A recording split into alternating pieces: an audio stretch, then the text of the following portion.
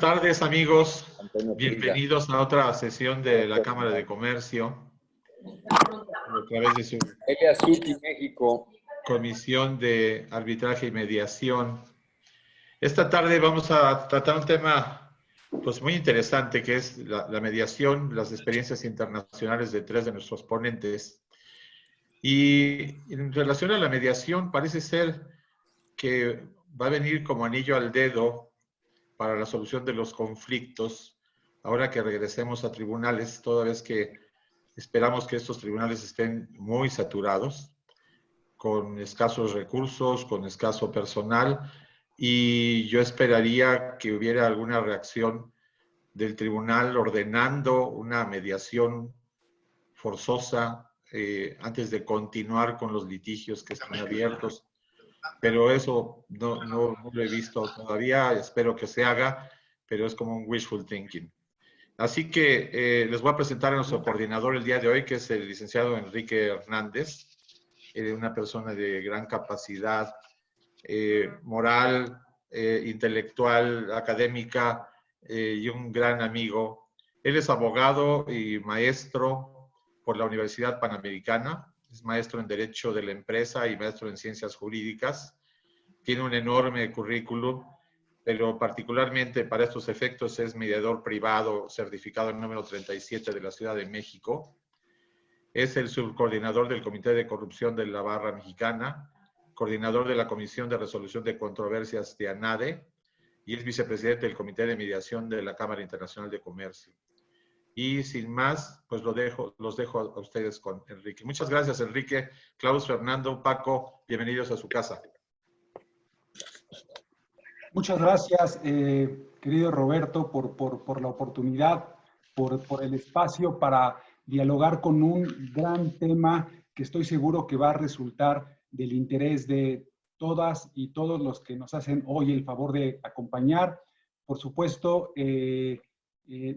agradezco de manera muy particular porque estoy viendo a mi querida maestra, la ministra en retiro, Margarita Luna Ramos, siempre muy interesada en estos temas. Así es que, maestra, bienvenida.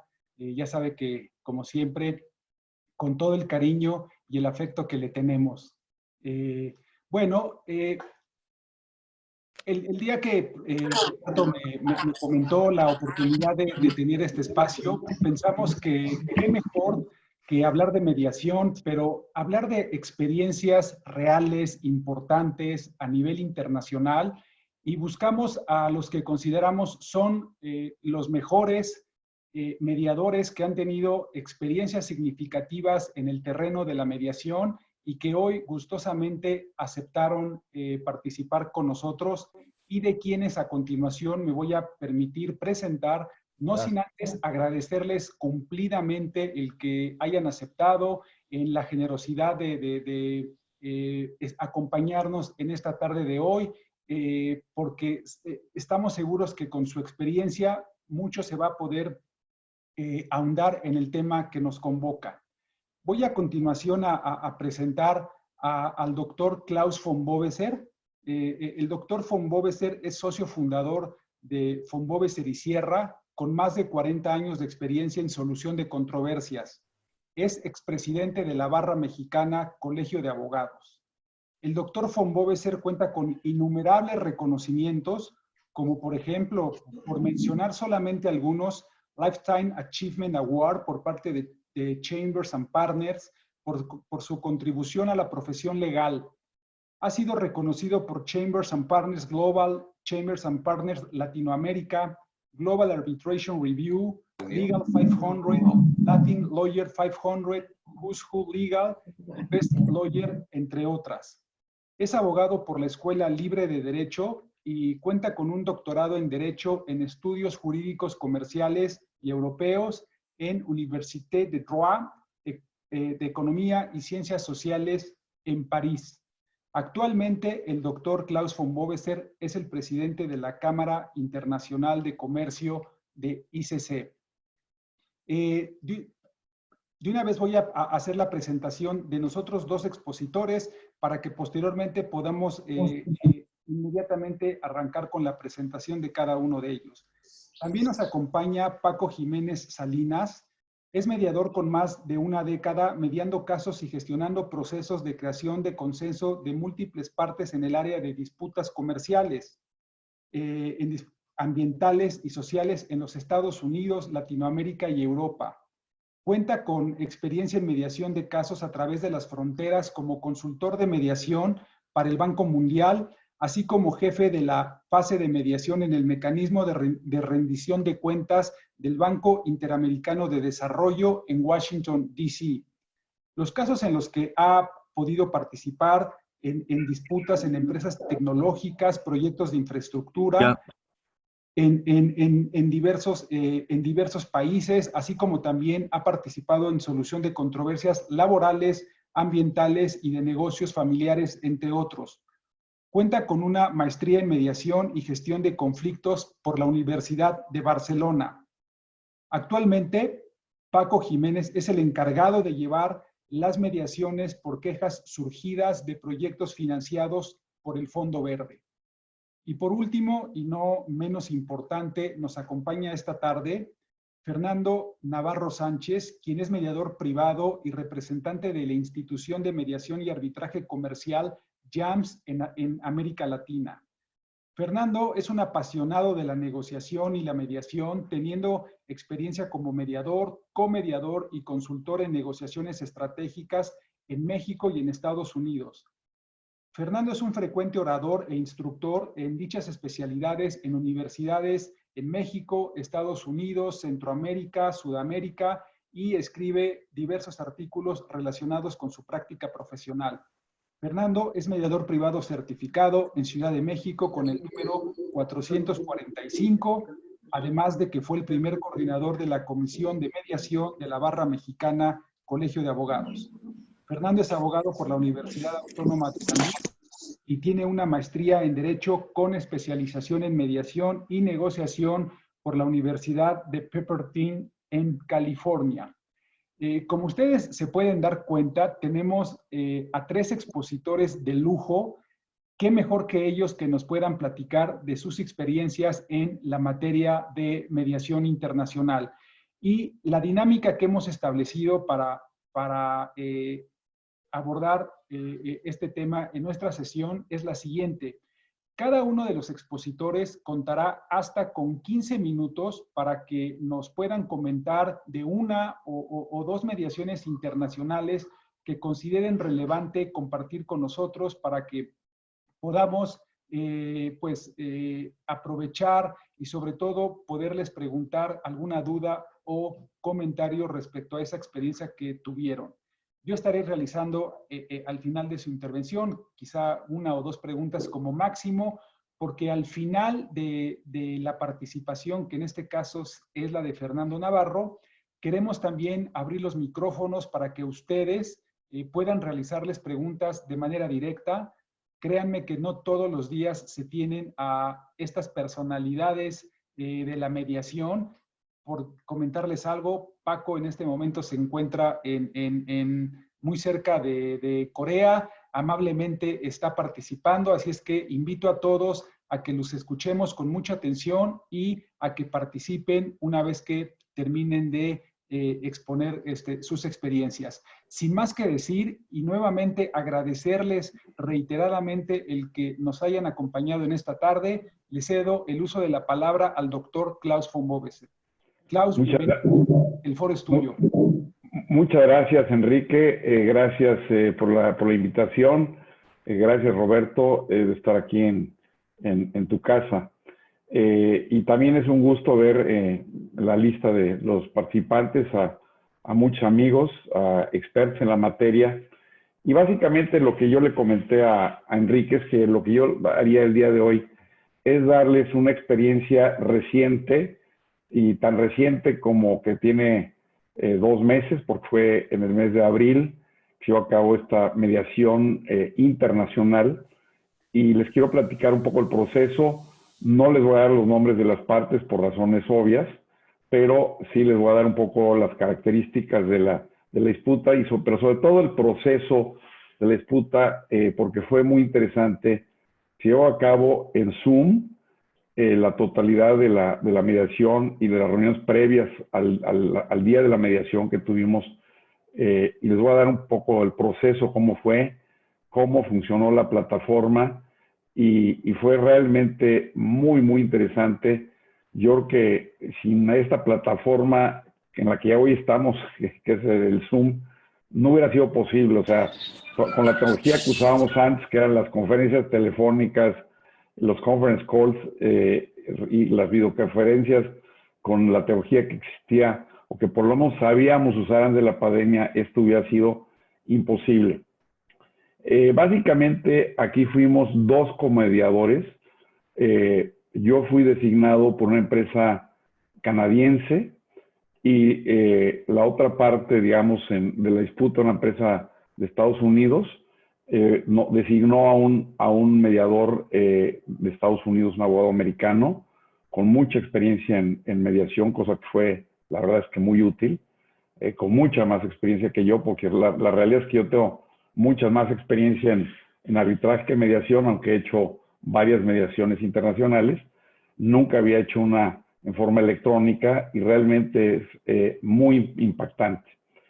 Esta es era una disputa entre 2 empresas, una canadiense y una norteamericana, empresas públicas que cotizan en las bolsas de valores tanto en Estados Unidos como en Canadá, con litigios principalmente en México, pero también con litigios relacionados en Estados Unidos, y ya potencialmente estaba por iniciarse un litigio en Canadá, varias denuncias penales en México, incluso con detenidos, una disputa que lleva 7 años, digamos, una disputa, perdón, se me cayó.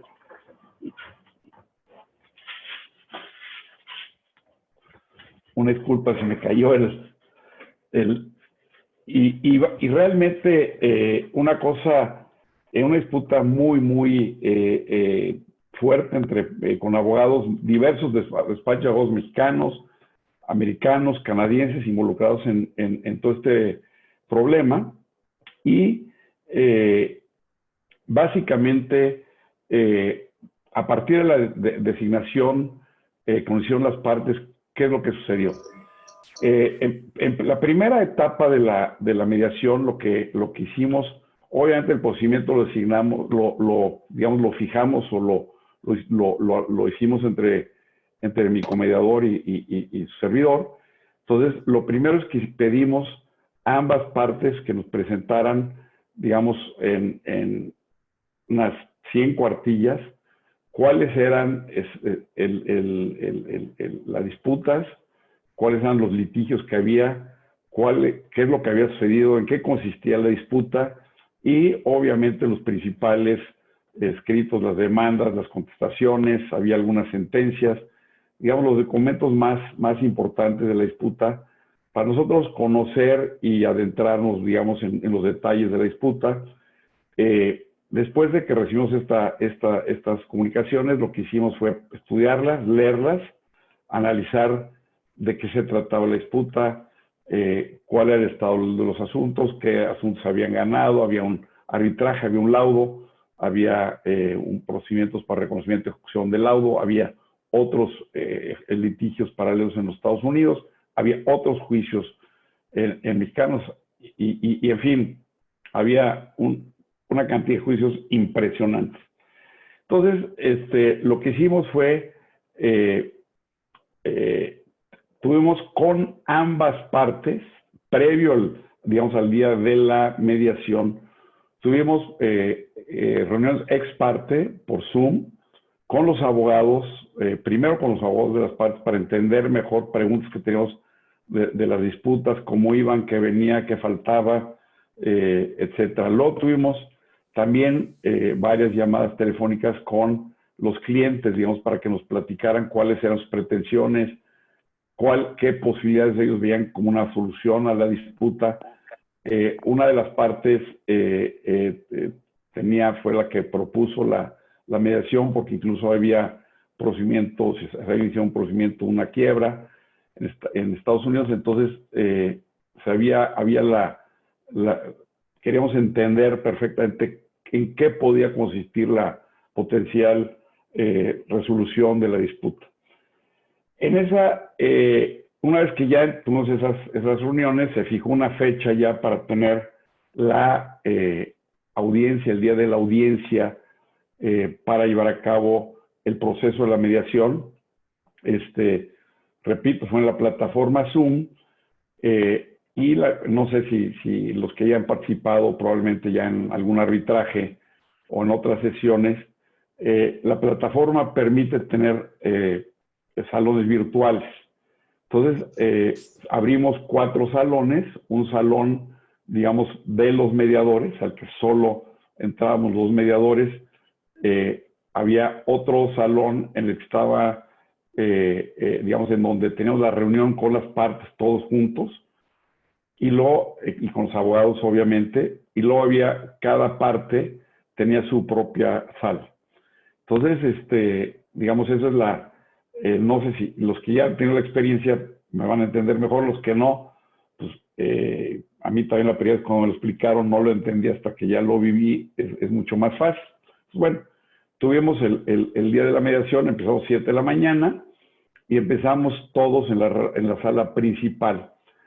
Ahí la dinámica que previamente acordamos los dos comediadores fue de cada parte expuso muy brevemente su caso, pero les dimos 15 minutos para que fuera a la parte esencial.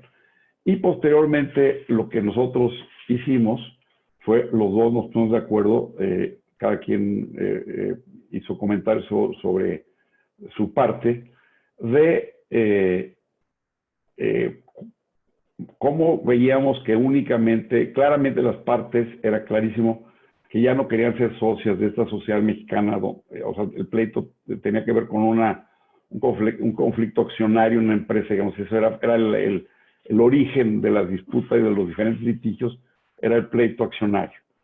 Entonces, era claro que ya era imposible que siguieran siendo socios, porque esto era como divorcio ya necesario, y necesariamente se tenían que separar, y obviamente la empresa estaba sufriendo tremendamente por esta disputa, y obviamente le hicimos ver pues la afectación que estaba teniendo la propia empresa, el costo de los litigios, la complejidad de los litigios, evidentemente que estos litigios durarían muchísimo tiempo, y con los que tenemos experiencia de disputas de estos conflictos accionarios, y sobre todo cuando hay disputas, digamos, transnacionales, pues son litigios que pueden, yo dije, bueno, si ya llevan 7 años más fácilmente, ¿no? O sea, los directivos de las empresas, de hecho estaban los directores generales de ambas empresas, no tenían la conciencia ellos ya pensaban que era como que el final de los litigios, y claramente estaban pues, en la mitad o menos, ¿verdad? Entonces se planteó, dijimos, bueno, claramente aquí es el divorcio, y claramente hay una empresa que era la vendedora y la otra la que iba a comprar. Entonces dijimos, cada parte ya se hubiera la vamos a mandar a su sala, porque obviamente los mediadores tenemos el control de la plataforma. De hecho, mi colega americano era el que controlaba la plataforma, y entonces mandó a las partes a sus salas, ¿no? Y entonces empezamos nosotros a tener pláticas. Primero pues, nos fuimos a la sala de una parte. Entonces dijimos, bueno, señores, ustedes son los que van a vender su parte, pues, ¿en qué precio consideran que cuánto quieren por su parte, y cómo ven ustedes esta operación?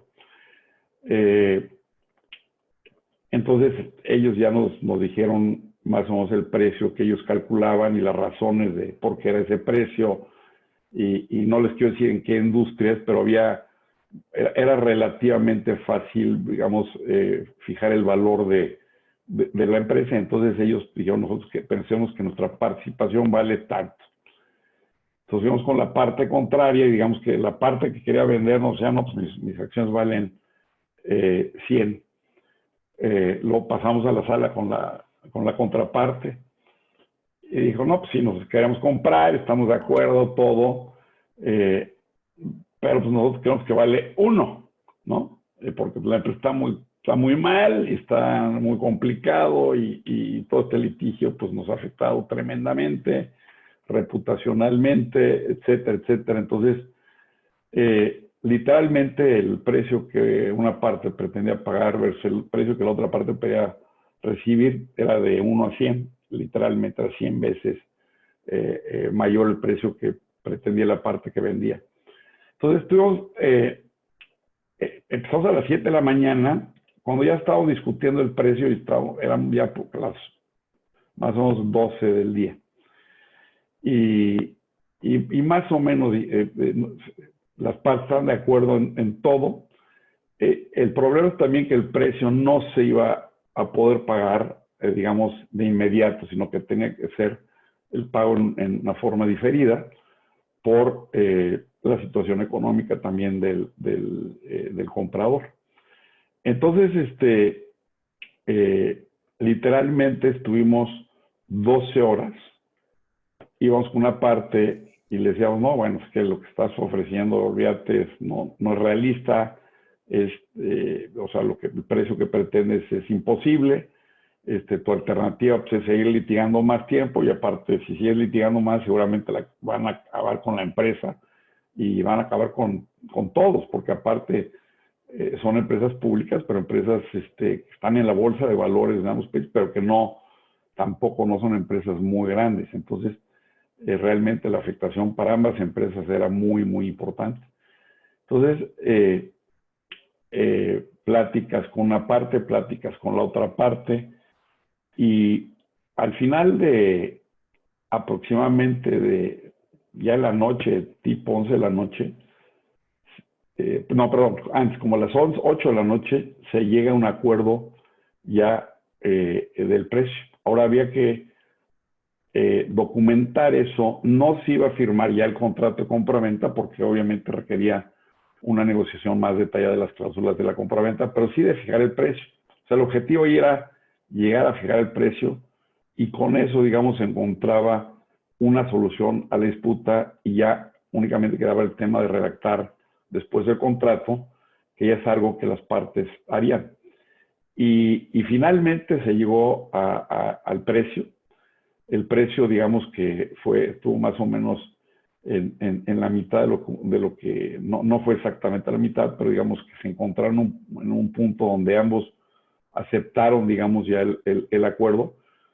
Y finalmente las partes, se redactó un documento ya conjuntamente con los mediadores, donde se llegó al acuerdo sobre el precio y sujeto a ciertas condiciones que tendrían que llevarse a cabo de una visita a la planta que se tendría que hacer por parte del comprador simplemente para verificar cierta información que había dado la contraparte. Y entiendo, por nosotros, digamos, terminamos nuestros servicios como mediadores en ese momento, pero entiendo que las partes ya están en la redacción final del contrato y a punto ya de cerrar la operación, que realmente fue una cuestión muy exitosa, pero que claramente sin la plataforma electrónica que hoy nos ofrece Zoom, pues no hubiera sido posible llegar a esta solución. Entonces creo que es una experiencia concreta de una mediación internacional donde los mediadores estaban, uno en Estados Unidos y yo en México. Los abogados estaban en otra ciudad en Estados Unidos, otros abogados en otra ciudad distinta. Había personas en Canadá, había otros en México. Entonces, digamos que había personas en los 3 países, y en más de 12 horas estuvimos, pero el día de la mediación, y obviamente con la preparación respectiva, que se logró un acuerdo. Evidentemente, también los mediadores pues, alertamos a las partes de cuáles eran las consecuencias de no llegar a ese acuerdo y cuáles eran los beneficios de finalmente acabar con un pleito que era interminable, porque aparte era muy complejo por los diversos litigios que están involucrados y las diversas jurisdicciones y dónde estaban físicamente las acciones. Había una serie de complejidades muy importantes y pues creo que fue una experiencia muy positiva y creo que estas plataformas que igual no solo en la mediación están sirviendo, sino en el arbitraje. Yo ya para mí he tenido 3 audiencias y la próxima semana tendré la 4ª totalmente virtuales y ya planeadas muchísimas para este segundo semestre del año y ya funcionando muy bien. Entonces creo que va a cambiar la mediación y el arbitraje estas nuevas plataformas. Es mi comentario, Enrique. Espero que no haya pasado de tiempo, creo que eran 15 minutos, creo que terminé a tiempo y a sus órdenes después para cualquier pregunta o comentario que tuvieran. Muchas gracias. Muchas gracias, Clau. No te pasaste ni un minuto. Fue en el tiempo exacto. Y bueno, quiero comentar, primero, felicitarte por el gran trabajo que hiciste para la solución de este conflicto, que por todo lo que tú nos comentaste, tenía todos los ingredientes para que terminara en una gran disputa, por lo menos otro par de años más de los 7 que ya tenía. Así es que mi reconocimiento, porque yo mejor que nadie sé lo difícil que es estar trabajando en una mediación y sobre todo tratando de unir a las partes para que dejen de pelear por un instante y se concentren en el acuerdo. Y quiero también destacar algo que fue crucial para la solución de este conflicto, que fue el uso de la plataforma.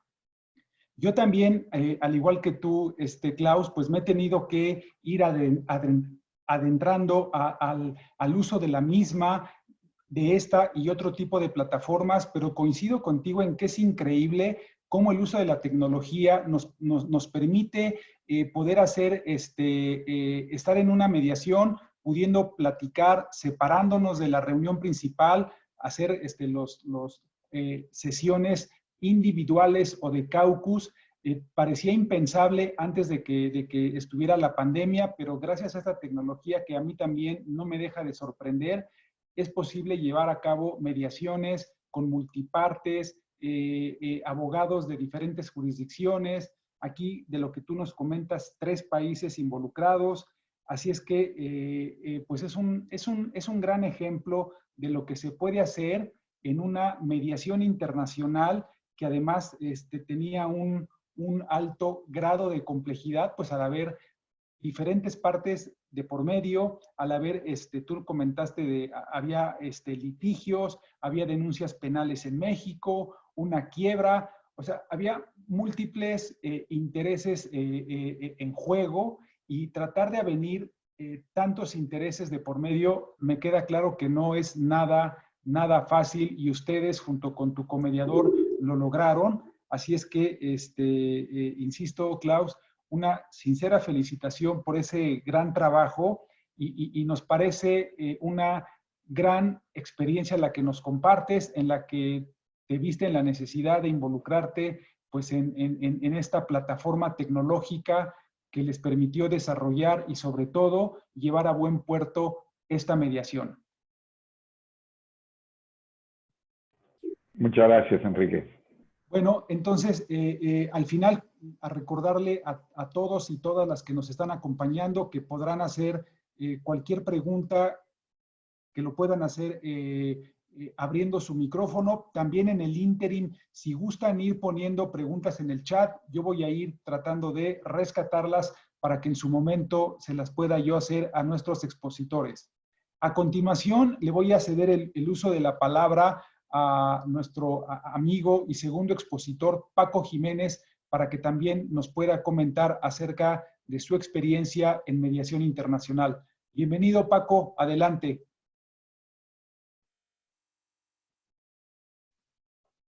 Muchas gracias, Enrique. Muchas gracias, Roberto, y muchas gracias, Kanako, por la invitación.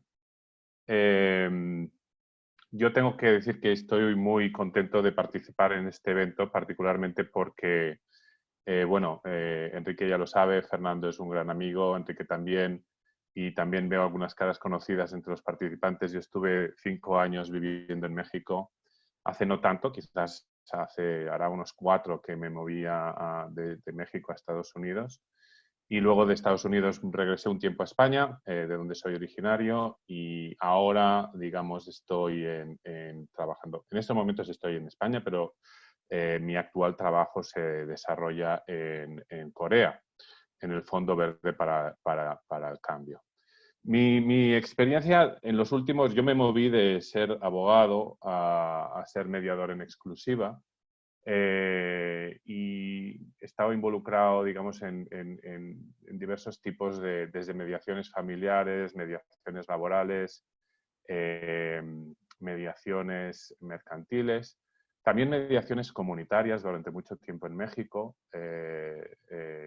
trabajando, digamos, el desarrollo de la mediación en comunidades. Y esto... bueno, este conjunto de experiencias luego me llevó a trabajar en el mecanismo de rendición de cuentas.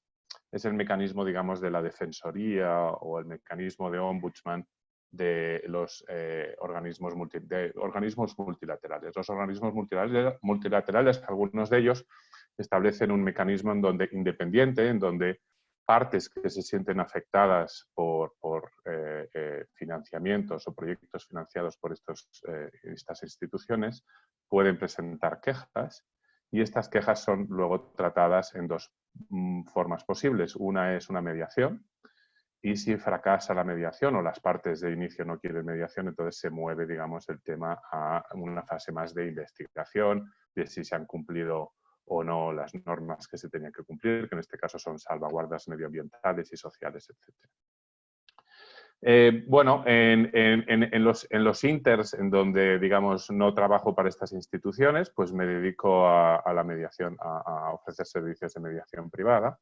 Entonces voy a explicar 2 casos, uno de mediación privada y uno de una de estas mediaciones que llevé, digamos, para uno de estos organismos. En el caso de la mediación privada internacional, esta sucedió cuando yo me había movido ya de México a Barcelona, me había trasladado de México a Barcelona de regreso, y me contactó la esposa de una de las partes. Era un caso no judicializado, era un caso de empresa familiar, podríamos decir, era un caso entre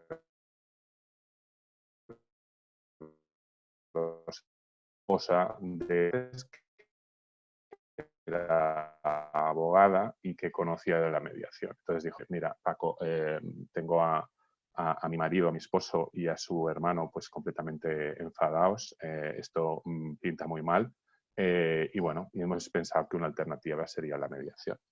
Lo explico porque es verdad que en ese momento no existía Zoom, o al menos yo no lo conocía. Estamos hablando de un par de años o 3 atrás.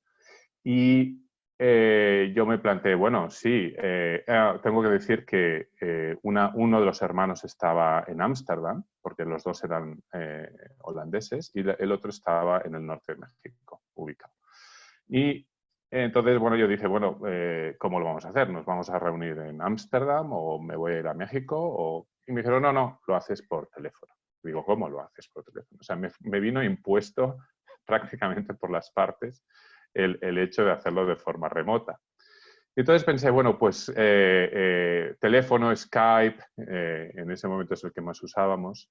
Y bueno, yo lo que diseñé fue un proceso en donde dije, bueno, que las partes, estos 2 hermanos, que eran los que iban a ser, no tengan que alterar, digamos, mucho su rutina diaria, ¿no? Entonces, obviamente que estén concentrados en la mediación, pero que puedan... Yo no me veía en esos momentos capaz de hacer una mediación de una sola jornada. La verdad que no tenía todavía experiencia en el tema y lo veía demasiado intenso, lo veía demasiado... no me veía con los instrumentos para hacerlo en una sola jornada. Entonces lo que hice es establecer un proceso que dije, bueno, va a durar de lunes a viernes. De lunes a viernes, yo empiezo el lunes hablando por la mañana, digamos, según el horario, pues con la parte del hermano que estaba en Europa, y por la tarde pues puedo entrar en conversaciones, digamos, también por el tema de diferencia horaria, con la parte que está en México. El caso, y bueno, entonces, y el viernes terminamos. ¿Se ha llegado a un acuerdo o no se ha llegado a un acuerdo? Se termina, ¿no? La verdad que funcionó bien. Tengo que decir que en otro caso, digamos, que también me llegó entre dos partes, una que estaba en México y una estaba en Estados Unidos. Yo seguía también en España. No se llegó a un acuerdo, digamos, establecí el mismo proceso y en una parte sí en un caso sí se llegó a un acuerdo, en el otro no. Pero en los dos casos, digamos, el juego de conversaciones, también yo creo que, al menos a mí me funcionaba, yo creo que a las partes les funcionaba tener un tiempo extra de reflexión, ¿no? Entre un día y otro había un tiempo de reflexión sobre las propuestas y las cosas iban cambiando muy rápidamente según iban pasando los días. Bueno, el caso es, básicamente yo lo que titularía este caso como un caso en donde había un gran enojo, un gran enfado, porque, bueno, el caso es que uno de los hermanos había desarrollado un negocio en online y había tenido muchísimo éxito de entrada.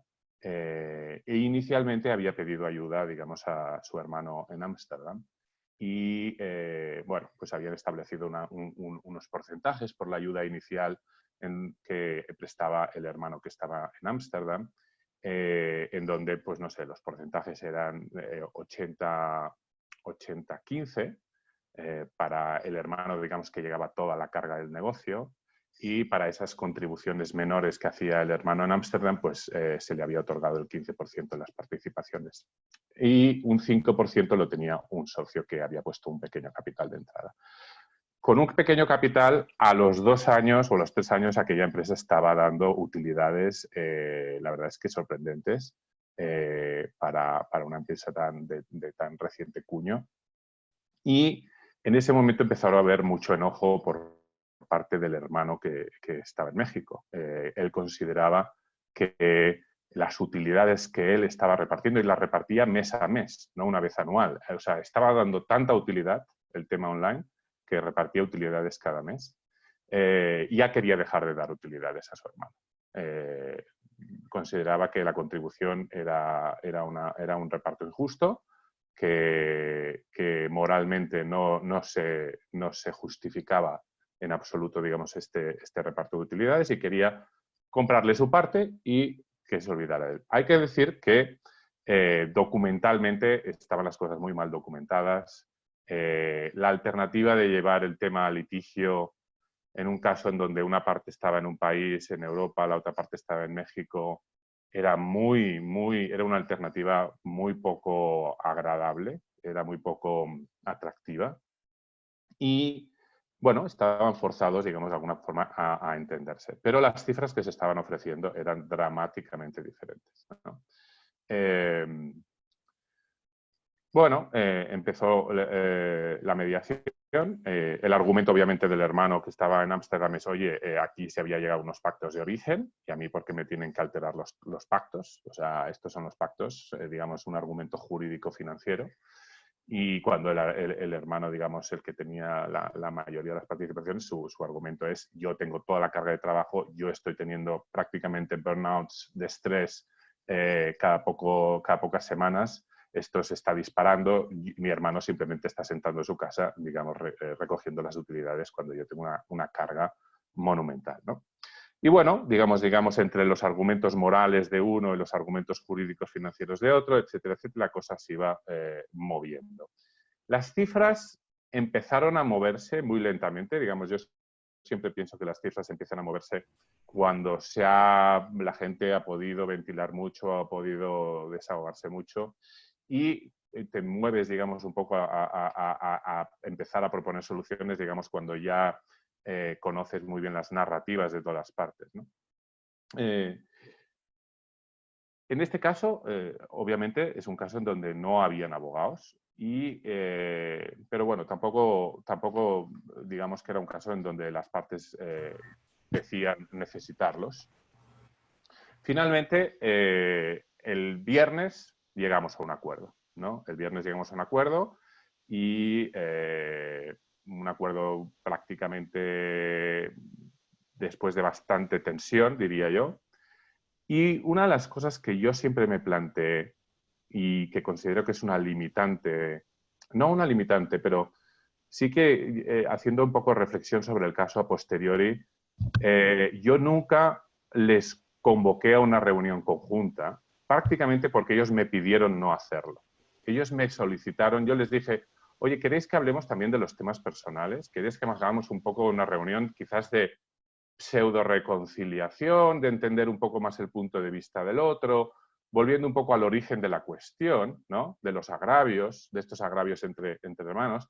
Uno de los agravios importantes es que uno de los hermanos había ido a México de vacaciones y no ha ido a visitar a su otro hermano. Entonces esto para uno de ellos era un agravio muy importante. Pero esto no se permitió nunca, digamos, el proceso no permitió que surgiera, digamos, a una mesa conjunta. Siempre me planteo si el mismo proceso, habiendo trabajado las mesas conjuntas un poco más, habiéndoles forzados un poco más a reunirse conjuntamente, hubiese sido distinto. Yo no sé hasta qué punto hoy en día sí que el tema se solucionó, pero no sé hasta qué punto las relaciones, cómo han quedado, ¿no? No sé si han podido dar un paso adelante y habiendo solucionado el tema, digamos, seguir su relación, o si ha quedado todavía algún tipo de pozo, digamos, o de cierta relación negativa. El otro caso que quería mencionar tiene que ver con digamos, mi rol como mediador dentro de estos mecanismos, digamos, de rendición de cuentas o de ombudsman o de defensoría. Llegó una queja a una de estas instituciones presentada por una federación de comunidades indígenas de un país de Sudamérica y en donde relacionada con un financiamiento de un proceso de titulación de tierras. La institución estaba financiando con prácticamente 80 millones de dólares el regularizar la tierra en la zona de la Amazonía, el dar títulos jurídicos y registrarlos a las comunidades, títulos comunitarios a las comunidades indígenas, etc. Algo que en teoría, digamos, tenía que ser bien recibido por las comunidades indígenas, en cambio generó una queja, ¿no? Generó una queja y en ese momento las comunidades indígenas dijeron, bueno, sí, nosotros estamos dispuestos a hacer una mediación. Yo me movilicé, digamos, a ese país para, durante una semana, tratar de que el instituto de gobierno, que era receptor de esos fondos, me dijera si estaba dispuesto o no estaba dispuesto a participar de esa mesa de mediación. Y la verdad es que yo, para mi sorpresa, porque yo pensaba que sí, que me dirían que estarían dispuestos, para mi sorpresa encontré una resistencia enorme a, digamos, sentarse a una mediación, digamos, con la Federación de Comunidades Indígenas. Y la razón estaba en que ellos mismos habían intentado, en múltiples ocasiones, habían hecho muchos intentos de llegar a acuerdos por sí mismos y nunca lo habían logrado. Esto generaba digamos, una resistencia a un nuevo intento porque consideraban que se habían agotado los intentos, digamos, de acuerdo negociado, ¿no? Entonces, la aparición de un mediador con una nueva propuesta era vista como reiterar algo que iba a fracasar, seguro que iba a fracasar, ¿no? Entonces, yo durante una semana me estuve reuniendo por un lado con la oficina, digamos, que estaba en la capital de la Federación de Comunidades Indígenas y por otro lado con la agencia de gobierno. Y en la agencia de gobierno, básicamente las respuestas que me recibía es que no estaban dispuestos a sentarse. Hasta que, de alguna forma, pude, después de muchos intentos y de muchos sudores, pude convencerles de sí sentarse, pero bajo la premisa de no negociar y de solo simplemente ofrecer información, ¿no? Es decir, bueno, yo como gobierno lo que sí puedo hacer es, yo no voy a negociar porque ya está todo negociado, pero sí puedo ofrecer información si es que hay alguna duda sobre la propuesta, sobre el proyecto, sobre cómo van a ser las afectaciones, etcétera, etcétera. Pero sí me pidieron a cambio, me pidieron, bueno, nos envías una propuesta de diálogo, ¿no? Con un título del ejercicio en donde diga ejercicio de información y con la agenda con los temas en el orden del día, es decir, tema 1, tema 2, tema 3, tema 4. Cuando yo dije, perfecto, redacto este borrador, yo redacto este borrador y se lo presento a las comunidades indígenas y cuando ven el título ejercicio de información me dicen que ni hablan. Me dicen que ellos información ya la tienen toda y que no están dispuestos que información no, que lo que quieren es negociación, lo que quieren es mejorar lo que se le estaba ofreciendo, ¿no? Y entonces en esta me las veía. Entonces cambio el título, lo cambio a negociación, lo vuelvo a pasar a la agencia gubernamental y me dicen que ni hablar otra vez, etc. Entonces llegaba el viernes, yo tenía mi vuelo de regreso a Washington y ya veía que la cosa iba a fracasar. Entonces en el último intento lo que hice el jueves, creo que fue el jueves, efectivamente, fue enviar, simplemente fue un poco una artimaña, podríamos decir, algo bueno, pues un último intento en donde básicamente les convoqué a un hotel y les dije tal hora en tal hotel, en tal sala de reunión y les envié un borrador en donde decía título del ejercicio a consensuar durante la reunión, tema 1 a consensuar durante la reunión, tema 2 a consensuar durante la reunión, etcétera, etcétera, etcétera.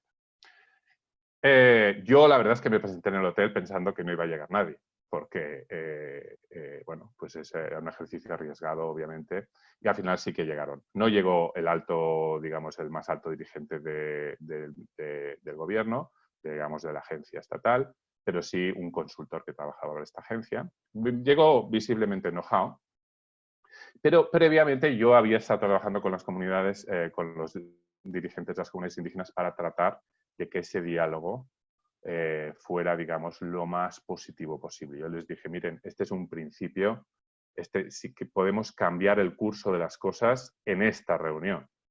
Es una última oportunidad que tenemos, digamos, para cambiar el curso de los acontecimientos y las relaciones. No va a ser ni muchísimo menos el final de todo el proceso, va a ser el principio del proceso. Y realmente tuvieron un discurso fantástico. Se creó un clima de mucha diplomacia, de un diálogo, de unos discursos realmente constructivos. Cambió completamente el tono de la conversación. Ese cambio de tono de la conversación permitió luego diseñar un proceso, etcétera, etcétera. Eso es anecdótico quizás, pero esta preparación del proceso a mí me resultó prácticamente lo más difícil de toda la mediación. No sé, se oye ahora un sonido de fondo. Bueno, por último, al final les dije, bueno, pues, señores, les lanzo digamos, les lanzo el reto o la tarea, ya que estamos aquí reunidos, de decidir cómo le llamamos a este ejercicio, ¿no? ¿Le llamamos negociación o le llamamos información? Y en ese momento, en un momento de silencio, digamos, estos silencios que los mediadores a lo mejor también podemos utilizar o debemos utilizar en algún momento, un funcionario que no había tenido mucha participación muy activa dijo, bueno, yo les propongo que lo llamemos ejercicio de entendimientos, ¿no? Y con eso, el proceso luego duró prácticamente un año. Son procesos de reconstrucción de la confianza. Son procesos que no se terminan con un acuerdo. Se terminan, es el propio proceso el que va generando toda la confianza que necesita, digamos, luego la implementación del proyecto, etcétera, etcétera. Y está claro que si un gobierno o una entidad estatal quiere implementar un proyecto en la Amazonía, va a requerir de la colaboración de las comunidades indígenas. Es prácticamente impensable que se pueda desarrollar un proyecto sin su colaboración. Y bueno, Enrique, si te parece, pues estos serían los dos casos que estaría presentando el día de hoy. Y encantado de responder preguntas si surgen. Muchas gracias, Paco. También, de igual manera, felicitaciones por tu trabajo.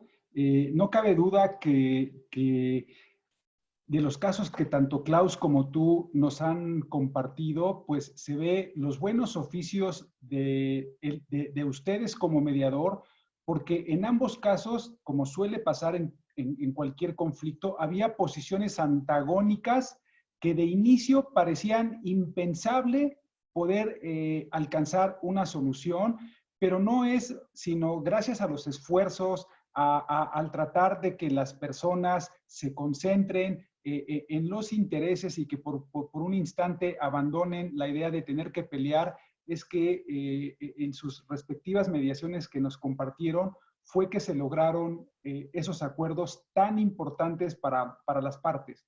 Y me llamó mucho la atención, Paco, la manera tan eficiente como se manejó al final del día, que si se nombraba negociación y se rechazaba, o si se nombraba como mediación, y al final me gustó mucho, hasta tomé aquí nota de que se quedó como un ejercicio de entendimiento que me pareció muy sutil.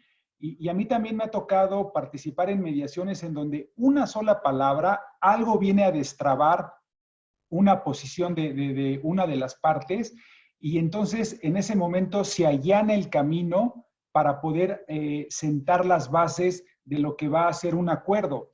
Pero esto que tanto Klaus como tú nos comentan en unos cuantos minutos, la verdad es que no es nada fácil, es muy complicado tratar de a lo que yo le denomino llegar a ese número mágico. En el caso de Klaus, las posiciones eran 1 contra 10, o sea, había un margen verdaderamente grande para poder llegar a un acuerdo. Y sin embargo, en esa mediación más o menos entendí que quedó como a la mitad. En tu mediación, que estaba prácticamente posiblemente fracasar porque había un rechazo de cómo denominar a este ejercicio, finalmente se logra que tú, por medio de tu intervención y la manera de ir preparando y sobre todo ir haciendo que las partes se concentren realmente en lo que les interesa, pues que hayas logrado un resultado tan positivo, y sobre todo en una mediación tan importante en donde interviene una comunidad indígena. Pues muchas gracias, Paco. Yo no voy a quitar más tiempo porque al final quiero que los que están acompañando, hay ahí algunas preguntas, pero que también participen. A continuación, le cedo el uso de la palabra a Fernando Navarro. Fer, bienvenido, y por favor, adelante con tu exposición. Gracias. Muchas gracias, Enrique. Muy agradecido por la invitación contigo y con Roberto, con Canaco. Muchas gracias.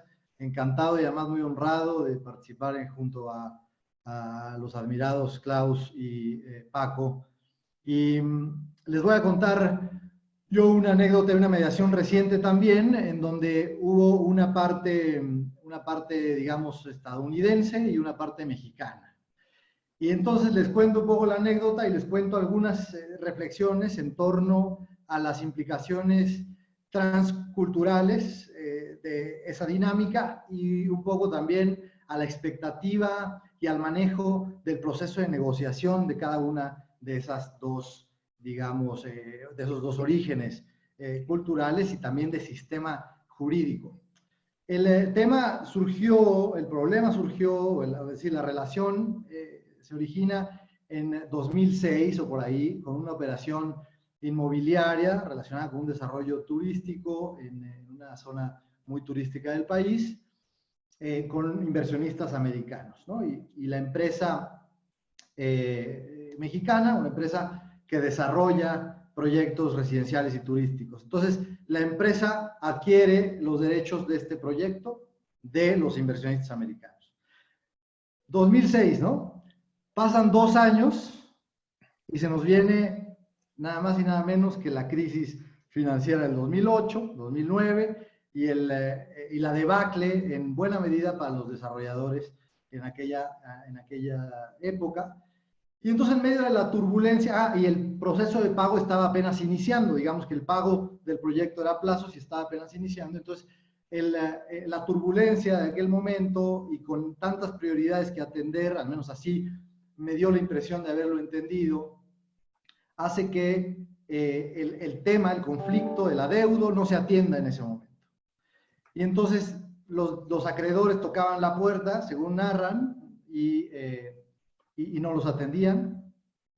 Pasan un par de años más y se presenta una demanda, y 10 años después, 2019, finales de 2019, me buscan por primera vez por y esto también tal vez un ingrediente bien importante que ocurre con alguna frecuencia, por nuevos ojos que atendieron el problema. Llegaron nuevos abogados como asesores de una de las partes, dijeron este tema está muy entrampado, con una batalla procesal, como dijo Klaus al respecto del asunto que narró, de muchos años hacia atrás, pero también muy probablemente con muchos años por delante, ¿no?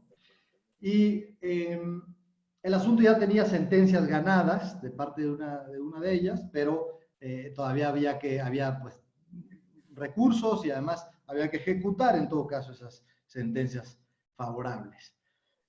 Entonces llega el momento de la mediación, me contacta una de las partes, la parte deudora, y bien interesante en cuanto a la parte cultural que les digo, siendo esta deudora mexicana, abogados mexicanos, empresa mexicana, y yo mexicano, pues uno pudiera pensar que la parte americana pudiera decir, oye, no, prefiero no tener un mediador mexicano, mejor busquemos tal vez una tercera nacionalidad, o yo te propongo el mediador americano, o hacemos una comediación.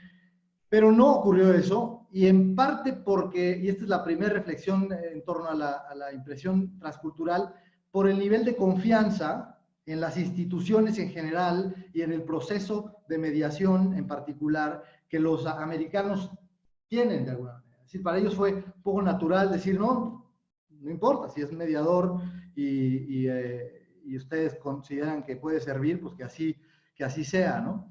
Y este tema de la confianza me lleva a hablarles del siguiente tema en el proceso, que fue toda la preparación a la mediación. Es decir, la etapa de comunicaciones ex parte, de comunicaciones individuales con cada uno de ellos, y mucho de desarrollo. Esto pasa con alguna frecuencia todavía, o seguirá pasando muy probablemente a todos los que nos dedicamos a esto, que hay muchos abogados y empresas, personas que no han tenido experiencias de mediación antes. Todavía tenemos muchos que ocurren, que lo experimentan por primera vez estos procesos. Entonces, es explicar el proceso, digamos, ajustar la expectativa de las personas involucradas, de lo que pueden esperar en el proceso. Eso me llevó un tiempo también convencer a todas las personas, después de haber identificado quiénes eran las personas que debían tomar decisiones o que podían tomar decisiones, que participaran activamente. Me manda cada una de las partes una especie de memorándum de mediación con información pues más o menos concreta de dónde estábamos parados después de tantos años de controversia. El asunto era mucho más complejo en lo procesal de lo que era en lo sustantivo. En realidad en lo sustantivo no había mucha complejidad, pero sí los montos ya eran estratosféricos, no solamente por el paso del tiempo, sino también por el tipo de cambio, por un montón de cosas. Entonces, después de esta etapa de premediación, me pasó algo que la verdad, en el momento que me ocurrió, bueno, acordamos una fecha, lugar y hora de la mediación. El lugar designado fue un lugar en Estados Unidos donde era más fácil tal vez para la persona clave de parte de los inversionistas americanos acudir. Y todos nos trasladamos de diferentes partes de México y Estados Unidos a ese lugar. Llegamos, yo llegué un día antes, ¿no? Normal, como es normal, y al día siguiente me presento en las oficinas donde iba a hacer la mediación. Empiezo a platicar con el primero que llegó ahí en el café, que era el abogado de los inversionistas americanos, y con mucha, pues muy relajado me dice, oye, por cierto, mi cliente no va a poder venir. Yo dije, esto se acabó, o sea, esto está completamente descarrilado ya desde ahorita, ¿no? Porque los otros venían viajando para ver a esa persona después de 10 años de no hablar, y sin su presencia realmente eso no tenía pues, mucho sentido. Entonces, muy buena parte del inicio de ese día de mediación fue tratar con los mexicanos, un poco, sea que se quisieran quedar al proceso, venía en sustitución del americano principal, pues uno de sus socios, pero que ni siquiera tenía tan claro el tema. Entonces, eso la verdad que fue empezar cuesta arriba y con mucho trabajo por hacer para desarrollar los elementos iniciales para que la mediación pudiera tener lugar. Y finalmente terminamos con el día de mediación, digamos, esta jornada inicial de mediación, con un gran progreso, primero porque se quedaron los mexicanos en la mesa, segundo porque los americanos, que eran muy escépticos de que hubiera podido, de que hubiera un progreso, algún progreso en la negociación a través de la mediación, se quedaron mucho más cercanos a la idea de que sí iban a poder resolver en ese proceso. Muy interesante el estilo de negociación, me pareció muy evidente que los americanos tenían un estilo mucho más, digamos, habituados a este tema del toma y daca, no se ofendían. Luego los mexicanos solemos ofendernos un poco más con las ofertas que no nos gustan y decimos eso es una tomadura de pelo. Y los otros un poquito más cómodos con ese juego. Interesante también la expectativa del destino de una decisión judicial. Los americanos estaban muy confiados en esas decisiones judiciales favorables que habían recibido en tribunales en México, siendo que pues todavía había, y eso que estaban muy bien asesorados, pero pues ellos tal vez con su sesgo cultural decían, si ya tenemos una sentencia, nos quedan 5 minutos para poder cobrar, ¿no?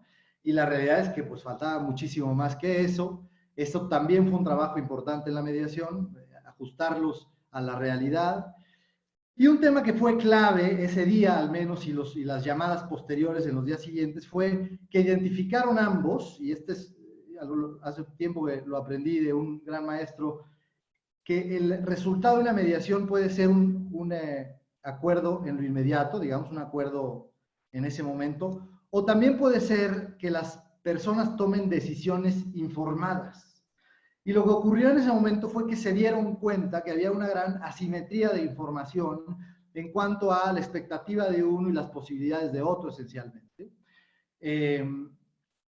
Hubo una gran reconstrucción de confianza después de tantos años de no hablar, después de que en aquel 2008, 2009, 2010 parecía que al menos la percepción de los americanos era que no importaban, que la empresa mexicana los había despreciado por no atenderlos en la negociación. Toda esta parte mucho más emocional, hubo que atenderla, se reconoció y tal. Y entonces, todo ese trabajo de algunas horas y llamadas posteriores terminó en que meses después, estamos ahora a unos meses de aquella reunión, están muy cerca de llegar a un acuerdo con los obstáculos ahora propios de esta temporada en términos procesales, pero una cosa que hubiera sido impensable si hubieran seguido en el curso de las cosas en que iban.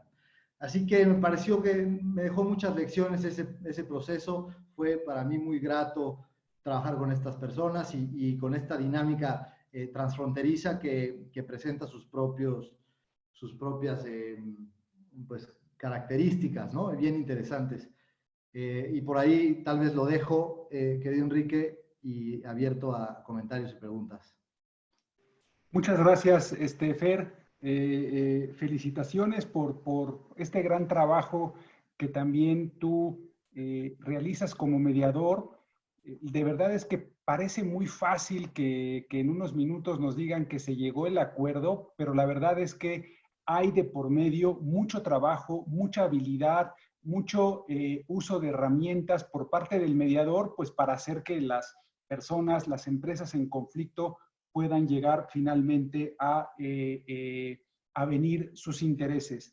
Y algo que comentas, Fernando, que me parece importante para subrayar es que no existe otro procedimiento de solución de controversias que, además de resolver la disputa legal propia de cualquier conflicto, además de eso, restaura la confianza entre los protagonistas del mismo. O sea, por lo menos yo no conozco otro, pero la mediación no solamente resuelve el conflicto legal, sino que además salvaguarda esa relación personal, familiar o de negocios entre las partes en controversias. Y del ejemplo que nos acabas de describir, Fernando, pues queda muy claro que en la parte americana precisamente se logró restaurar esa confianza que se había perdido, y también comentar que típicamente cuando hay un conflicto suceden dos cosas.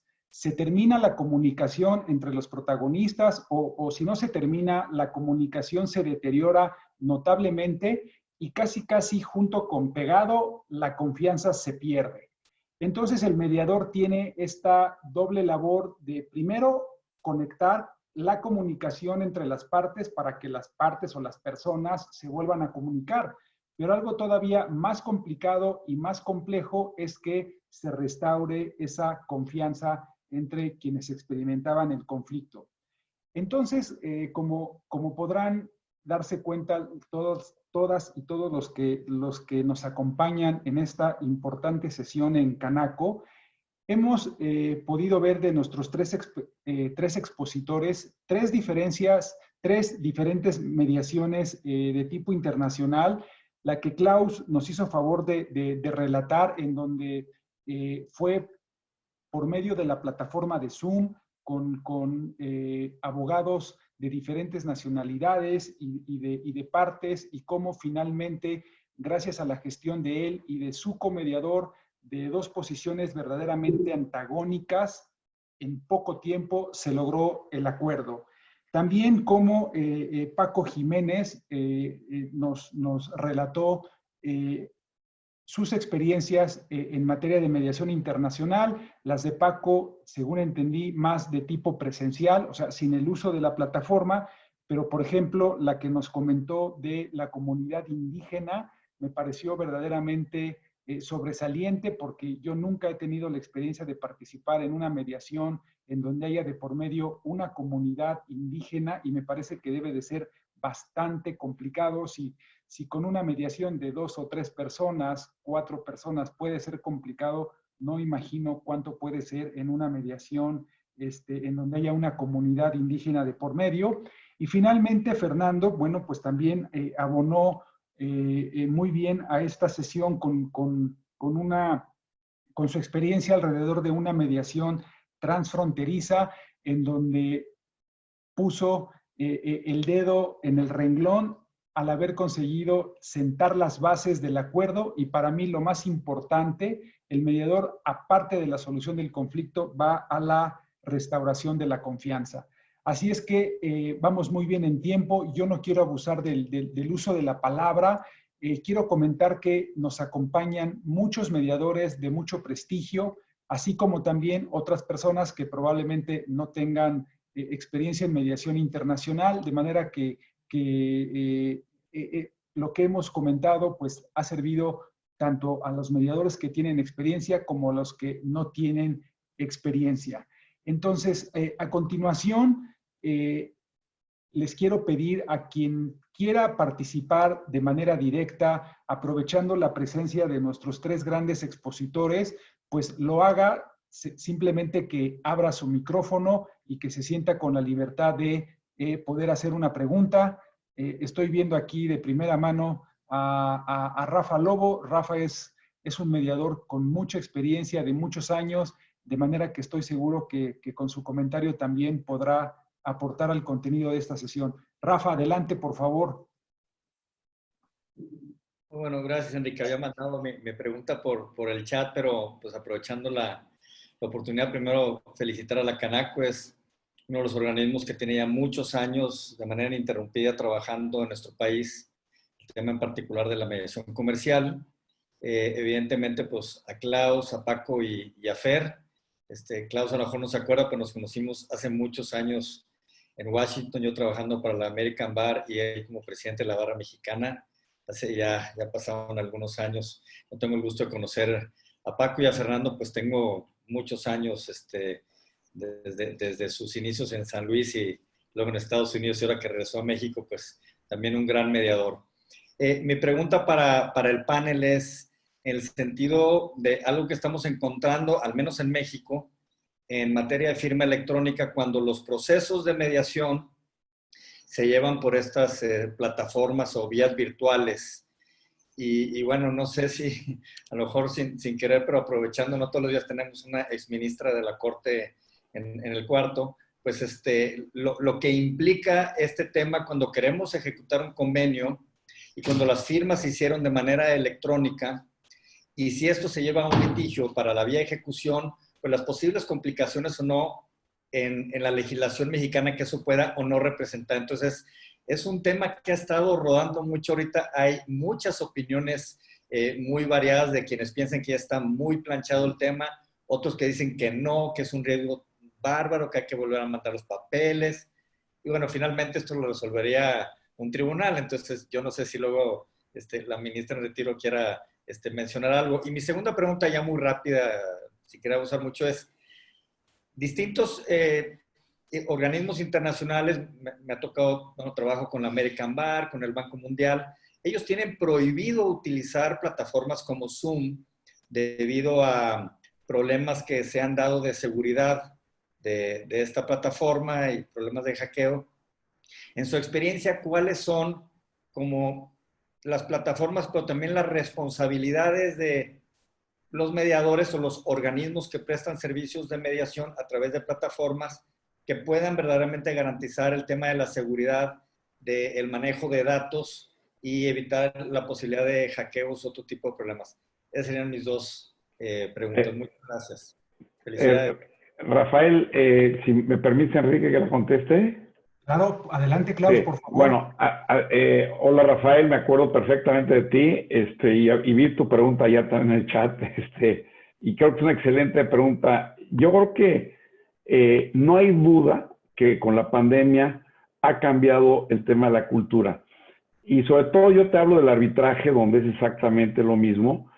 Ya los papeles por escrito, el 100% de las instituciones importantes del arbitraje han modificado sus reglas y permiten ya expresamente que la firma sea electrónica, pero no electrónica con el protocolo que hay, el acuerdo internacional donde hay que registrar la firma, no.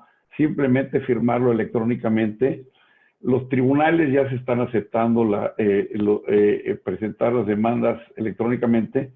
Y yo estoy absolutamente convencido que va a haber casos que van a llegar a la judicatura, y ahorita la ministra me dirá si tengo la razón o no, pero creo que la judicatura se tiene que adaptar a los tiempos. Y yo creo que las instituciones han cambiado rápidamente las reglas para que todas las mediaciones y todos los procedimientos arbitrales ya sean de por sí, yo diría que ya el 99% de los arbitrajes antes de la pandemia ya se hacían todas las presentaciones de las demandas, ofrecimiento de pruebas, todo en forma electrónica, y ya el tema por temas ambientales de sustentabilidad ya se terminó con el tema de mandar expedientes, porque eran muchas veces cajas completas de archiveros tan grandes, y veías 50, 100 cajas que te iban a tu despacho, que no sabías qué hacer con ellas. Nadie las iba no sabes a dónde archivarlas literalmente. Entonces yo creo que el tema de sustentabilidad, el tema de la pandemia, yo creo que los tribunales van a reaccionar, y creo que hay que tomar el riesgo y aventarse. Sería mi primer consejo. ¿Que va a haber litigios? Sí. Yo creo que los tribunales en todo el mundo van a resolver favorablemente, y confío en nuestro Poder Judicial Federal absolutamente. Y por cierto, también hay un juez de distrito aquí que nos acompaña hoy en esta reunión, que ya lo vi por ahí.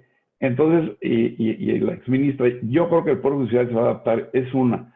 Y dos, en cuanto a las plataformas, es cierto las críticas que había, por ejemplo, la plataforma de Zoom y de otras. Yo creo que, en primer lugar, cuando no se restringe el acceso y no se da clave y cualquiera puede entrar con el puro vínculo, pues hay ese riesgo. Entonces, las instituciones arbitrales han verificado, la Cámara Nacional de Comercio verificó la seguridad, por ejemplo, de estas plataformas, y también hay diferentes niveles. Esta en la que estamos ahorita, que es de Zoom, tiene una que es, digamos, premium, y tiene otras que no son, que son accesibles, a cualquiera se puede inscribir de forma gratuita. Entonces depende el nivel del producto que está comprando. Y estas plataformas han crecido miles %. Entonces, en sus utilidades, estas plataformas son las que están ganando hoy dinero muchísimo. Y han invertido muchísimo en temas de seguridad. Entonces, yo creo que ya hay manera de asegurar ya sea la mediación o el arbitraje en forma totalmente confidencial, teniendo medidas de seguridad, pidiendo claves de acceso para que no pueda cualquiera acceder. Y los temas que ha habido de que alguien se ha metido es porque alguien ha compartido la clave con un tercero.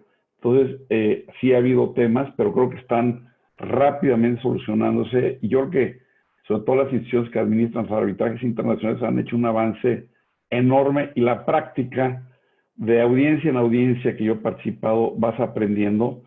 Y cada vez la tecnología se está sofisticando. Entonces, yo creo que hay que animarse, porque es el futuro de nuestra profesión, estoy convencido, y en el mundo ya se está practicando. En México somos muy formalistas. Habría que hacer una reforma a la ley del notariado, porque es una profesión que todavía es totalmente artesanal, del sello y la firma, y yo creo que tenemos que cambiar y modernizarnos. Los notarios van a tener que también cambiar. Pero yo creo que en mediación y arbitraje internacional, yo creo que funciona. Creo que va a haber casos en tribunales, no solo en México, sino en otros países del mundo, pero creo que el haber modificado las reglas rápidamente, la ICC, la AAA, la London Court of Arbitration, la SIAC de Singapur, la Chamber de la sueca, en fin, todas estas organizaciones importantes, serias, todas han modificado sus reglas, se han adaptado. Y yo creo que hay que avanzar en eso y aventarnos, y porque yo creo que los jueces van a tener que ver la realidad en la que vivimos, porque si no le echamos ganas, pues sí, ya el tema, o sea, y yo creo que también tribunales ha avanzado. Yo creo que el ya poder hacer las presentaciones electrónicas también en los asuntos en tribunales es un gran avance. Perdón que tomé el tiempo, pero es una excelente pregunta, Rafael. Muchas gracias. Muchas gracias, Klaus. Quisiera comentar también que de las personas que nos acompañan, estoy viendo al juez Guillermo Campos, juez de distrito en materia civil aquí en el primer circuito, siempre muy entusiasta, y sobre todo le gusta conocer, por ejemplo, estos temas de mediación. Muchas gracias, juez Campos. Quisiera preguntarle a la ministra en retiro, Margarita Luna, querida maestra, por ahí se quedó alguna pregunta que a lo mejor usted nos puede hacer el favor de responder sobre la pregunta de Rafael Lobo, si el Poder Judicial estará o no familiarizado con la firma de documentos electrónicos o digitalmente. ¿Cuál sería su opinión al respecto? Con muchísimo gusto, Enrique, muy amables. Un placer. Gracias, Roberto, por estas sesiones, son muy ilustrativas. Y gracias a los ponentes, a Klaus, a Paco y a Fernando, de veras, creo que experiencias muy ilustrativas, muy cultivadoras, muy amables por compartirlas.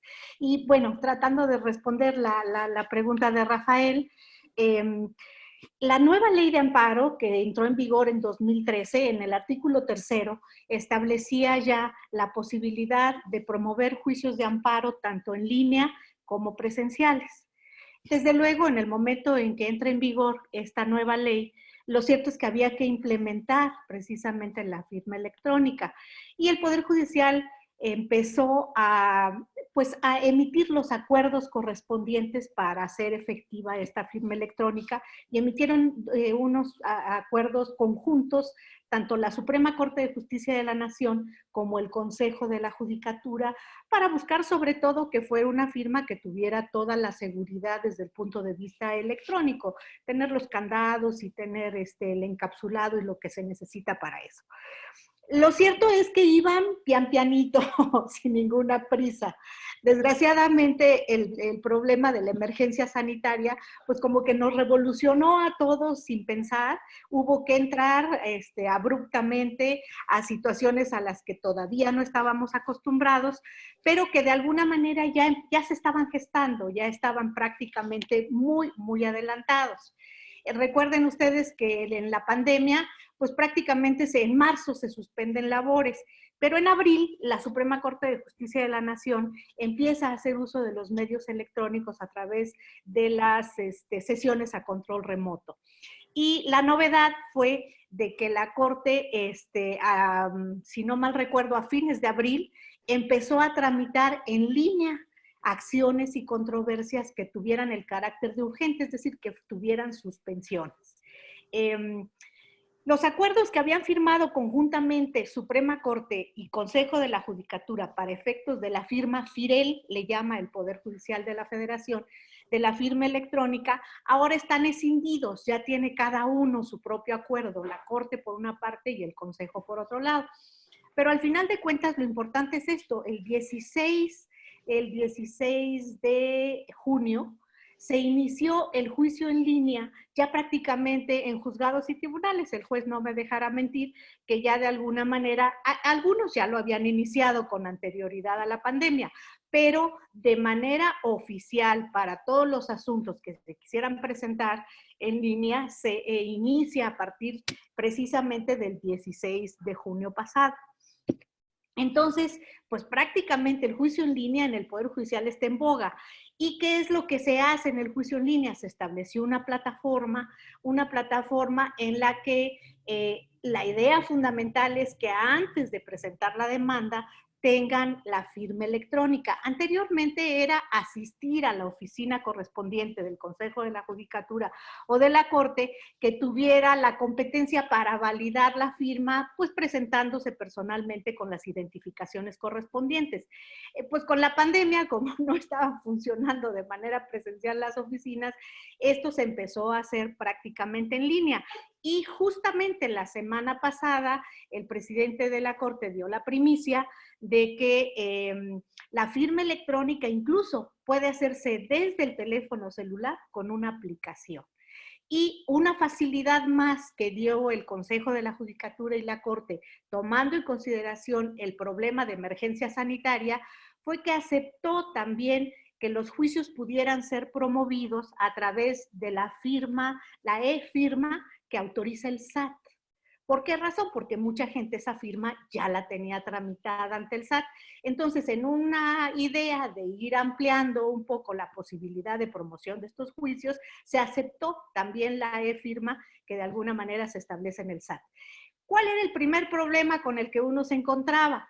El primer problema se encontraba, y el juez en un momento dado quizás podrá ampliar esta situación porque lo ha vivido de manera específica en los asuntos que está tramitando, es que en un momento dado resultaba que se promovía el juicio de amparo, pero no todas las autoridades responsables tenían la firma también autorizada o el correo correspondiente para poder ser notificadas.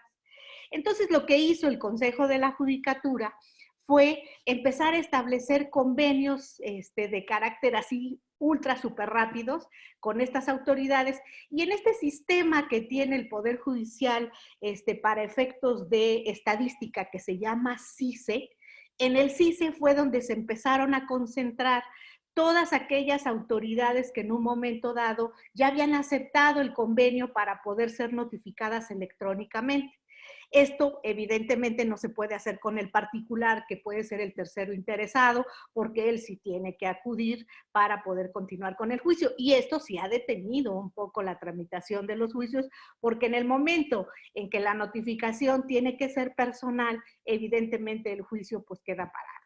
Esto todavía sigue siendo un pequeño problema y es parte prácticamente de la cultura de nuestra sociedad, el tener que haber entrado de manera muy abrupta a una situación emergente, pero quiero decirles que en este momento el Poder Judicial, tanto la Suprema Corte como juzgados y tribunales están recibiendo ya los juicios en línea con la FIREL, que se puede hacer directamente ante la plataforma de los juicios en línea en el Consejo de la Judicatura o en la Corte, a través de la aplicación en el teléfono celular, a través de la e-firma. Pero además hay algo importante a propósito de lo que decían hace ratito de las firmas electrónicas que se dan en los procedimientos de mediación y arbitraje, que al parecer hay una certificación de carácter internacional que ya se tiene para quienes en un momento dado llevan a cabo este tipo de procedimientos. Aquí quizás sería importante, el Consejo de la Judicatura en el acuerdo inicial lo que dice es que los juicios en línea tienen que tramitarse con la FIREL o con la e-firma o con las firmas reconocidas por la oficina competente del Consejo de la Judicatura o de la Corte. Entonces, ¿qué quiere decir?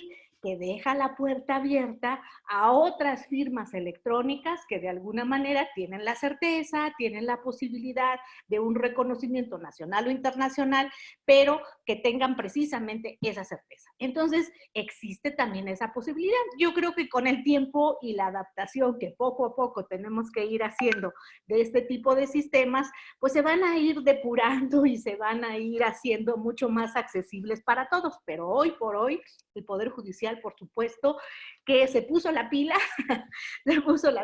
y definitivamente sí incursionó ya en las cuestiones tecnológicas de manera frontal a través de la firma electrónica, el expediente electrónico, la notificación electrónica. En la inteligencia de que como todavía se está incursionando de manera inicial en este tipo de medios, tienen la obligación los tribunales de llevar concomitantemente un expediente impreso.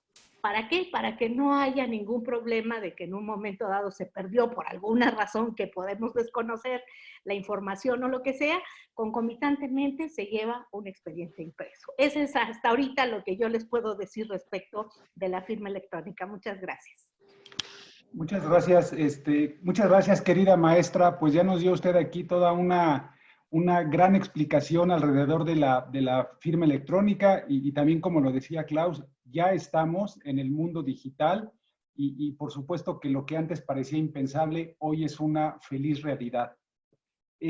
También tengo una pregunta por parte de, nos acompaña el licenciado Antonio Prida, quien es el presidente del Comité de Mediación de la Cámara Internacional de Comercio de ICC México.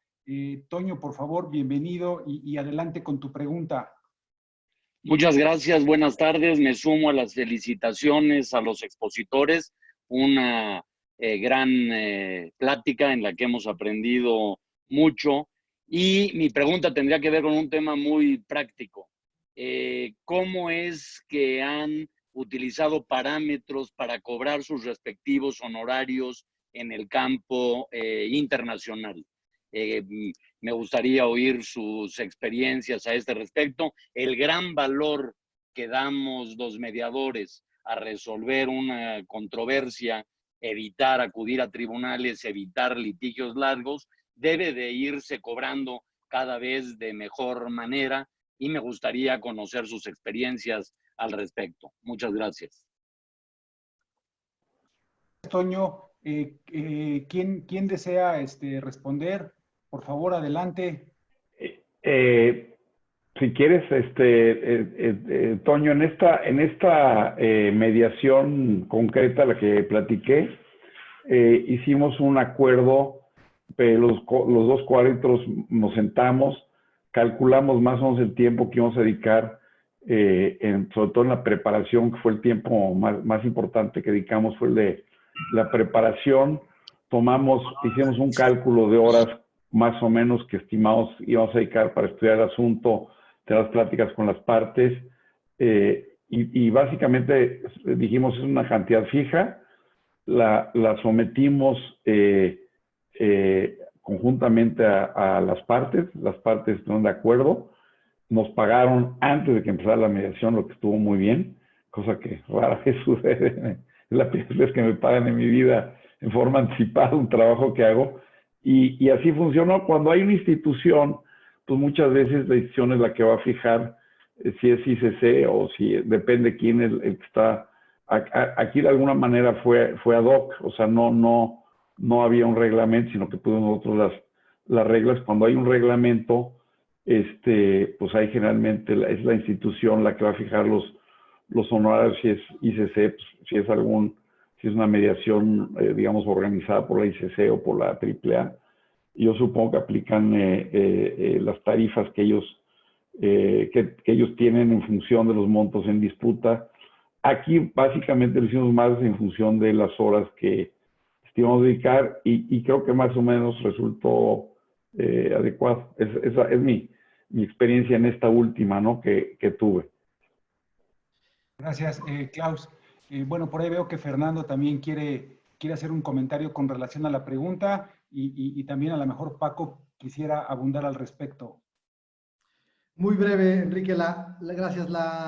También por hora, yo en términos generales así planteo honorarios, y tiene que ver con que es bien difícil plantear honorarios de otra forma, es decir, de una forma que tenga relación con el resultado de la mediación.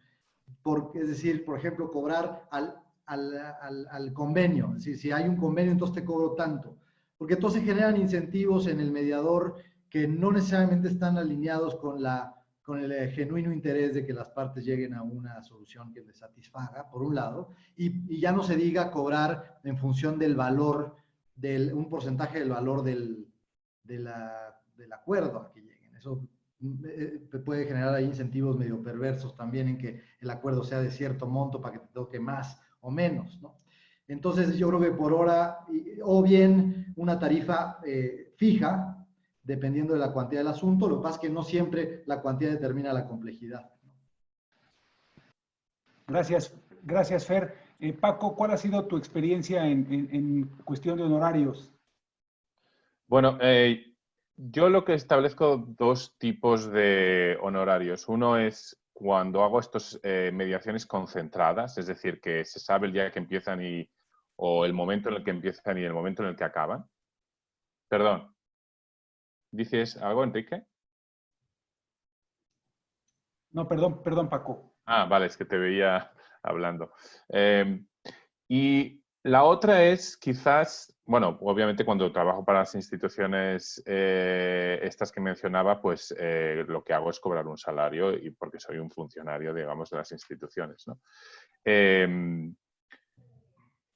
Pero es establecer un monto fijo. Cuando se sabe el día que empieza, el momento en el que empieza y el momento en el que acaba, es establecer un monto fijo que puede tener en cuenta el número de horas, el número de sesiones, etc.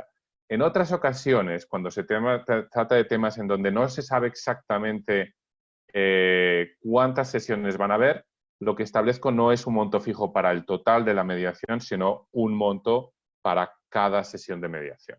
Pero digamos que me estoy moviendo cada vez más a establecer un monto fijo, como decían, digamos, nuestros colegas.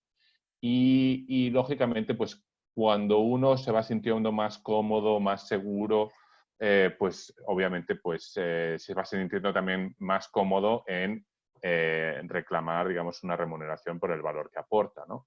Entonces, digamos que pues la remuneración va aumentando también con el sentido de la confianza que uno puede ir teniendo en su propia experiencia, etc. Muchas gracias, muy claro. Y nada más una aclaración, en general sí se piden los recursos al principio, ¿verdad? Lo que hizo Klaus, cuando menos es mi práctica común. Así es. Sí. Muchas gracias, Paco. También hay una pregunta, Carlos, que me pediste en el chat. Por favor, si gustas abrir tu micrófono, bienvenido y adelante con tu pregunta. Carlos Peraza, muchísimas gracias por lo que nos compartieron y felicidades por la organización, Enrique. Yo, como litigante, creo que debemos de migrar a la mediación y muchas veces es muy complicado que las partes entiendan que hay un justo medio.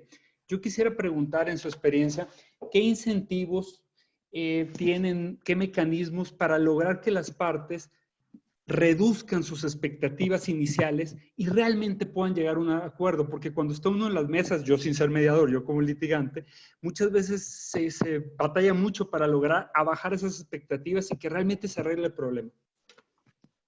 Gracias, Carlos. Pues haces la pregunta del millón porque justo dar precisamente con lo que tú llamas muy bien el justo medio, tendríamos que hacer un par de webinars, pero por supuesto que es una gran pregunta y otra vez queda abierta para cualquiera de nuestros expositores. Si mis colegas, por favor, Paco, adelante. No, adelante, por favor. Es que... Ok.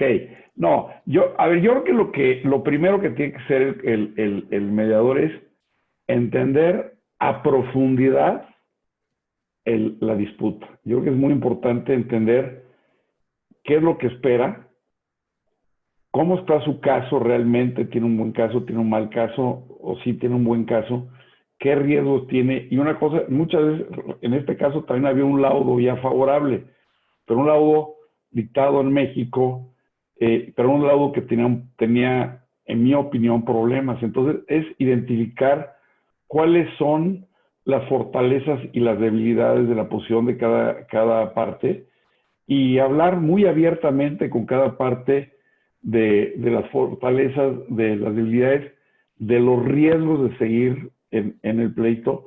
Y obviamente hay un altísimo grado de lo que Paco mencionaba y también Fernando, que es siempre las partes están muy enojadas. Entonces, ¿qué es lo que realmente quiere muchas veces? Pero, y en este caso que tuve, funcionarios de ambas empresas ya habían estado en la cárcel. O sea, digamos que el nivel de enojo era decir, bueno, si lo que tú quieres y lo que a ti te da satisfacción es hacer quebrar a la otra empresa, pues dale para adelante, ¿no? Nada más que tú también vas a quebrar, mano. O sea tú te estás gastando tu fortuna y entonces yo creo que es entender la psicología.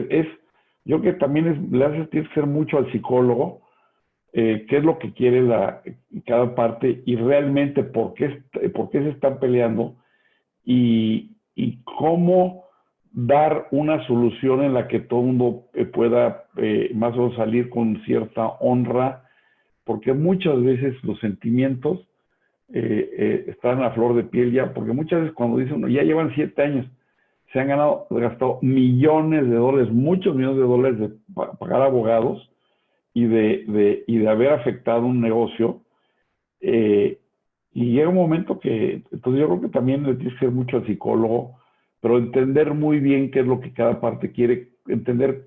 Y luego también las partes muchas veces tienen expectativas equivocadas o porque sus abogados no quieren ver la realidad o porque pues, quieren seguir manejando el pleito, ¿no? O sea, ¿quiénes son los que iban a seguir ganando en ese? Y lo dijimos enfrente de los abogados, aquí los únicos que han ganado son los abogados. Y se han hecho ricos, ustedes se han hecho pobres. Y con total transparencia y apertura hablas de estos temas. Entonces yo creo que por ahí es el tema, pero es como dice Enrique, la gran pregunta, ¿no? De que hiciste, o sea, cómo hacerles entender. Y finalmente cuando salen contentos, porque finalmente en el fondo ya no quieren seguir peleando, ya están cansados. Y cuando creen que ya acabó, yo les dije, no, es que falta esto y esto y esto. Y les explicas que no están al final, que falta mucho por recorrer y que está tan entrampado todo, y pueden ser asuntos que no se van a resolver nunca. Nunca va a haber una sentencia final donde resuelva todo, porque ya hay tantos litigios. Muchas gracias. Gracias, Klaus. Paco, por ahí tú también querías comentar algo. Sí, yo quería, enfatizar lo que decías, que es la pregunta del millón, porque es una pregunta realmente complicada, tiene mucho de psicología, como decía Klaus. Fernando y yo participamos de algunos chats en donde estamos varios mediadores y esta pregunta a veces sale, nos las enviamos. Oye, ¿cuáles son y surgen diferentes propuestas y todas son muy sutiles, todas tienen que ver con primero establecer un vínculo con las partes, como decía Klaus. ¿Qué parte se va a ir a mediación si no tiene confianza, si no se siente escuchado, si no se siente comprendido, ¿no? Yo creo que el comprender los temas es para entender de qué va el tema, pero también para hacer ver a la parte que se sienta acompañada y comprendida, ¿no? Y muchas veces, para superar, digamos, este escollo, yo creo que una de las dificultades a veces con los abogados es, sí, ellos entienden la virtud de un acuerdo muchas veces, pero lo que no acaban de entender es por qué necesito un mediador. Si yo, o yo ya he intentado llegar a acuerdos, o fíjate que esta propuesta ya se la hice, me la echaron para atrás, etcétera, ¿no? Y yo creo que dos cosas. Uno, poner en valor en la figura del mediador como esa figura que a veces va a lograr que propuestas que se habían hecho y que no prosperaban, a veces, muchas veces, porque vienen de una nueva parte con la que no se tiene enfrentamiento, van a ser escuchadas de forma diferente. Ya no es el enemigo que te está haciendo una propuesta, ya no es el enemigo que te está haciendo un análisis, en el cual normalmente cerramos los oídos, sino que es una tercera persona, una tercera parte, que las dos han escogido y que, con lo cual tienen un principio de confianza con esa persona, le dan legitimidad para escucharla y que, digamos, el nivel de escucha y de atención a esas propuestas es un nivel de escucha completamente diferente al que van a poder hacer dos enemigos directamente entre sí. Luego, lo siguiente es que el mediador muchas veces, las partes, no quieren hacer propuestas porque hacer una propuesta significa ya estar, digamos, comprometido con ella. Yo hago una propuesta y, como negociador, y en ese momento ya estoy enseñando a la otra parte que ya estoy dispuesto a ceder hasta ese nivel. Si en cambio esa misma propuesta la hace un mediador como propia, en el sentido de que está explorando, no se sienten, surgen, afloran mucho más nivel de información acerca de las soluciones a las propuestas, porque es el propio mediador el que las está haciendo. Nadie se tiene por qué sentir comprometido y entonces se dinamiza muchísimo más el proceso.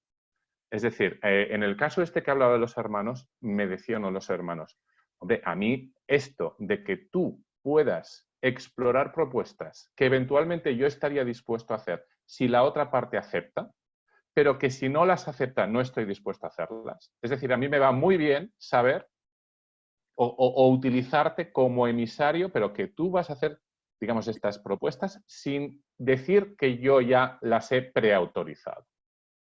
Eso genera un dinamismo enorme.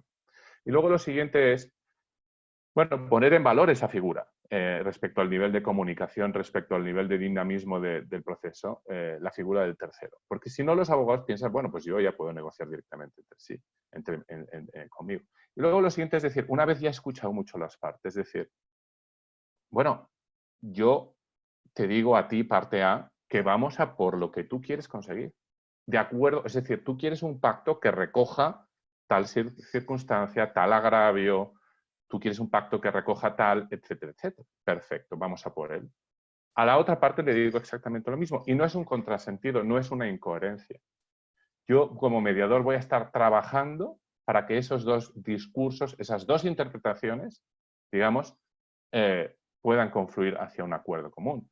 Y voy a estar trabajando para los dos. Entonces, de alguna forma, yo le digo, una vez entendido cuáles son los intereses con los objetivos, me convierto en un aliado de ellos. No, de alguna forma no digo, bueno, vamos a ceder. No, no, no vamos a ceder, vamos a por ello. Ellos ya saben que en algún momento van a tener que entrar en un juego de, digamos, encajar la descripción del caso o la narrativa del caso de uno con el otro. Pero, digamos, pues mostrarse aliado con cada uno de los objetivos. Muchas gracias, Paco. Estamos prácticamente en la recta final. Fer, ¿algún comentario sobre este mismo punto? Sí, 30 segundos. Gracias, Enrique, porque además no hay mucho que agregar a lo que dijeron Klaus y Paco, pero un poco tu pregunta, Carlos, dicha de otra forma, sería ¿por qué funciona la mediación?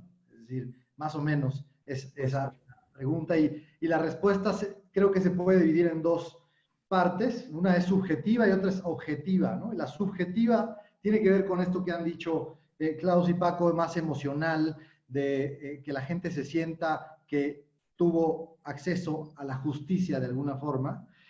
Hace poco en una mediación me decía una de las partes, es que a mí no me habían escuchado, a mí nadie me escucha. Ya ese solo hecho, imagínate que le quitó ceros a su demanda. Pero además está la parte objetiva, que es contra qué comparas tus números, ¿no? Que es también lo que decía Klaus en cuanto a debilidades y fortalezas. Hay una herramienta que yo utilizo con alguna frecuencia que se llama árboles de decisión y es comparar escenarios, digamos, de litigio frente al escenario negociado. Y el escenario de litigio, ¿qué significa en términos de lo que tú pretendes? ¿Cuánto te cuesta llegar ahí? ¿Qué probabilidad hay de que llegues? Pros, contras y demás, desgaste. Eso tiene que ser mejor que la posibilidad de negociarlo. Si esto es peor, entonces mejor llega al acuerdo. O sea, compáralo con algo, digamos, de alguna manera objetiva. Y ese ejercicio es, la verdad, mucho de lo que se hace, sobre todo en el último tercio, digamos, de la mediación. Gracias, Fer. Solamente yo abonaría a la pregunta de Carlos con el siguiente comentario. Carlos, es muy importante distinguir que tratar de llegar a un acuerdo desde la cooperación y no de la confrontación. En la confrontación, las partes se perciben como enemigos y al enemigo normalmente se le ataca, al enemigo no se le tiene ninguna concesión. Es típico de un procedimiento adversarial, no vas a tener ninguna concesión. En cambio, desde el terreno de la cooperación, es ahí donde se construye el acuerdo, donde se privilegia el diálogo, como ya lo dijeron los tres expositores, y en donde poco a poco, también hay que decir, diversas habilidades, herramientas del mediador, es como va acercando esas posiciones aparentemente irreconciliables y antagónicas, cómo se llega a lo que yo denomino la cifra mágica que le pone fin a la controversia. Una gran pregunta. Me gustó mucho las respuestas de cada uno de los expositores y de veras que creo que todo mundo puede apreciar que cuando las personas, por un instante, personas o empresas se centran en sus intereses con la ayuda de un buen mediador, es muy factible que se consiga un acuerdo que las deje a ambas razonablemente satisfechas.